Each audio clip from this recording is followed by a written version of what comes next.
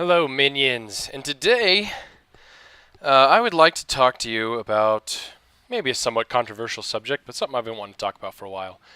And that is, what are your responsibilities as a recon player in Battlefield 3? Man, there's some long loading screens for Armored Kill. This is real time, folks. This is the black screen you sit through every now and then, loading a map. In this gameplay, I am going to be playing a traditional sniper role, where priority 1 is recon, priority 2 is engaging targets of opportunity, priority 3 is directly playing the objective, disarming whatever. This is defense, so it would only be disarming, right? Or, well, that would be the only direct support, because otherwise I'm still looking towards the objectives and trying to kill people. But let's go back to this concept of your responsibilities as a recon player, which is a strange concept in a video game. Am I going to fail up this rock here? Yeah. Quick tangent. They put so many rocks in these new maps, and they're still so difficult to climb. You think they would have smoothed out the collision boxes so it'd be easier to climb up these rocks, if that's going to be a big part of the game. Oh, excuse me, part of the game. But anyway, there's this strange concept, which is not usually directly addressed, but is indirectly addressed, which is your responsibilities during, a match of Battlefield 3, and specifically as a recon. If you're, not playing the fucking objective, right? If you're not PTFOing, as most people would consider it, which is running, headlong at the objective to kill anyone who may be near it so that they can't plant it. I mean, you'll notice that objective was planted before I even got to my position, and I made no attempt to defuse it.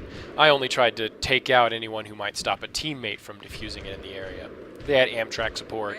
I'm keeping it spotted and their armor just to make sure that they can see it. But this concept of having a responsibility in a game you may think is ridiculous, but it's something that you've yourself probably attempted to enforce. You see a sniper laying at the back of the map, or some guy maybe with a mounted machine gun sitting in a position that's not directly helping the team, and you sit in front of him, shoot at him, hey, move, get the fuck out of here, help play the objective. And that's where this concept of your responsibility to the game comes in, where I'm trying to take a more traditional recon role in this game. And not because my team needed it, per se. I mean, I could have been probably more effective as an engineer down there trying to stop the advance. But the recon kit's in the game, and Battlefield is, as far as sniping mechanics go, one of the best shooters out there you can get. And when it comes to playing multiplayer, it is the best sniping mechanic in a multiplayer game that I've seen. I haven't played a lot of Arma, which may be more realistic, but I don't necessarily think that makes it a better mechanic. The simple act of bullet travel and bullet drop over distance makes the sniping in this game require some level of skill to do well at, without coming down to being tedious or requiring more luck. Because if this game took into account wind drift and altitude and all those really advanced ballistic concepts, then you'd pretty much have to guess, unless it gave you a suite of ballistic tools which would basically calculate a formula for you, right? In which case, it's still the game telling you what to do. So I think it's the best sniping mechanic in a game that I've played, multiplayer-wise. And sometimes you want to snipe, or maybe you don't. Maybe just me, Sometimes I want to play a traditional sniper role. So I'm skirting along the edge of the mountain as my team keeps getting pushed back, trying to spot enemies as they move up. And now that they've moved past me, I'm engaging targets from behind, giggity. So I'm trying to take smarter shots. I'm not trying to spam shots because I don't want to draw a ton of attention to where I am. And I'm also keeping an eye out for anyone who may be sneaking up on me. Because once you kill someone from a sniper position, you heard that shot just snap by me, people are going to start trying to get you back, because people in general don't like snipers. I mean, it's one of the fundamental effects of a sniper on the enemy team is it just hurts their morale, and they start getting paranoid. They want to find and stop that sniper. because you never know, when you're going to hold still for just a second too long, and that sniper is just going to instantly murder you from across the map, which is what I'm doing for a lot of these guys. So I'm trying to move positions and stuff. But yeah, going back to what obligation do you have in directly supporting the objective in these games? And that's a tough subject, right? But it comes down to kind of not really an epiphany, but kind of a decision that I made playing Recon when I'm playing it in a role like this. And it's not always my job to play the objective and to keep the objective protected, right? Because I've seen so many games, and I'm sure you guys have as well, where you're playing the objective as hard as you can and no one else on your team is helping.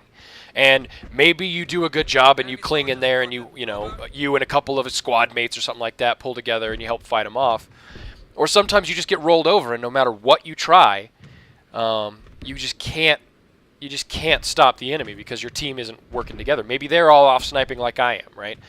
Well, is that always your responsibility to be the person that's playing the objective? I would say, the short answer is no, but if you catch yourself in a situation where no one on your team is even trying, like, I'm sure everyone's been in the situation that's played Battlefield 3 on Operation Metro Rush, where you're on the attacking side, the defense pushes your team back, and so rather than trying to, put up a smoke screen or fight towards the objective, the entire attacking team switches to snipers, they sit back in the protected spawn area, and they just try to snipe out to the other team.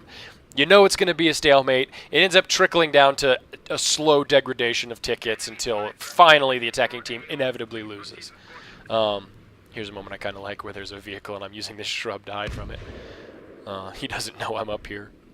But yeah, I'm sure everyone's been in that situation, and you can do one of two things in that situation. You can grab a sniper and try and, salvage your KD and just get as much as you can out of a bad situation, or you can grab an assault kit, throw on some smoke, and try to push your team through to the objective, or even push yourself through to the objective. It's personally, when that happens, and I've actually got a clip that'll probably be going in my next episode of Wheezy's World College, where I prefer if I see my entire team going into sniper mode, then I will try and switch to assault and see if I can get an attack moving. But in this situation, especially on armored kill, pretty much most of your team is going to be running engineers because of all the vehicles at the objectives, or even on similar maps, right? Your team may not all be sniping, and if there's a small number of snipers, then it may be more acceptable for you to take on a more traditional sniper role. So that's one option, is you can do it conditionally, see what the needs of your team are. Or if you just feel like playing Recon, like I kind of did on this day, just let your team deal with it. And you can't always be the one playing the objective. And if your team can't hold up their end of the bargain, I say then that's not your fault. If you're not playing Recon, like you start out the game playing assault, playing support, some other role, and your team gets into some sort of spawn trap or gets demoralized, and you switch to a sniper just to kind of just like, screw it, I give up, then that's a little less of a, I just wanted to play Recon kind of thing. It's more a giving up sort of thing. So that's, I don't know, maybe that's less acceptable to you. For me, it sort of is as well. There's kind of a pride issue with not wanting to switch my playstyle just because of what the enemy's doing. It feels like I've been defeated.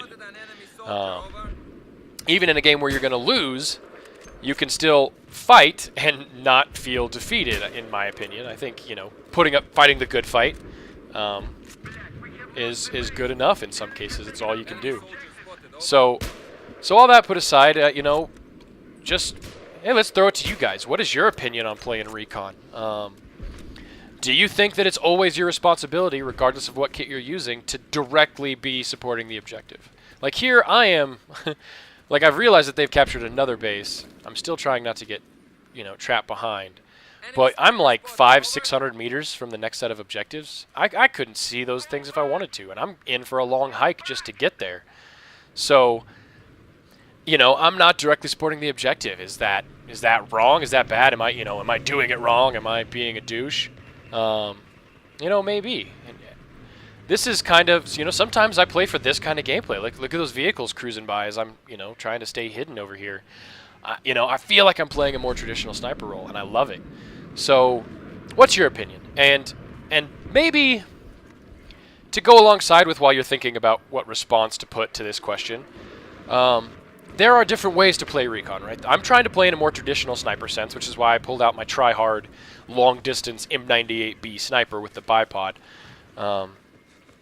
But, you know, there are aggressive ways to play Recon, and it's probably going to be one of the videos I post in, you know, coming up soon, where if you use a semi-auto sniper rifle, or, you know, use one of the all-kit weapons, you know, like a PDW or something like that, then you can play the Recon kit in a more aggressive way.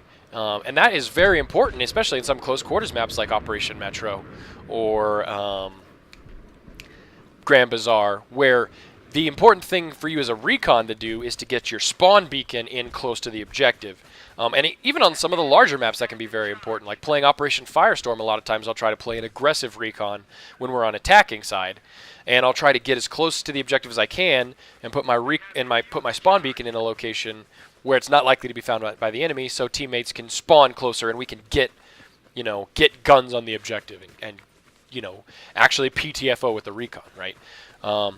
But I'm not a believer in any game, including Battlefield, of the aggressive Recon role with a bolt-action sniper rifle. It can be done, it can be fun, but if you're running around trying to do mid to close quarters engagements with a bolt-action sniper rifle, then you're already reducing your effectiveness to your team in whatever role you choose, because by trying to play it more aggressive as in a close quarters role, you're not performing the Recon mission of a sniper to provide your team with, you know, call-outs on where the enemy locations are, nor are you providing any sort of precision fire on people. You're basically going to get into medium to close range engagements with people running M16s, AEKs, you know, M4s, stuff like that, and you're going to try your best to prove that you're better with the sniper rifle than they are with an assault rifle.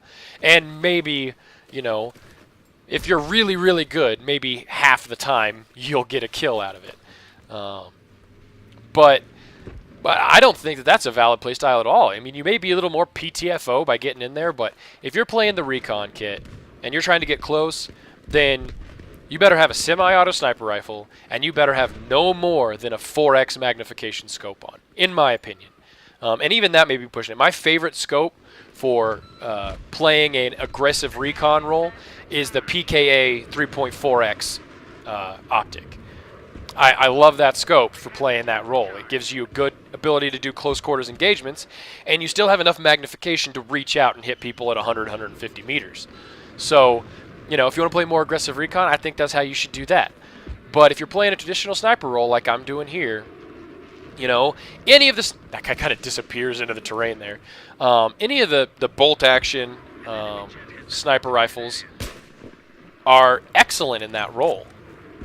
But I choose when, you know, because I've gone through and with the exception of a couple semi-autos I'm still finishing up, I've completed all the attachment challenges for my bolt-action rifles. So now when I play a bolt-action rifle, I get to basically pick and choose what I want to do. And if I want to do long-range sniping, then the M98B is incomparable. There's no comparison for that weapon.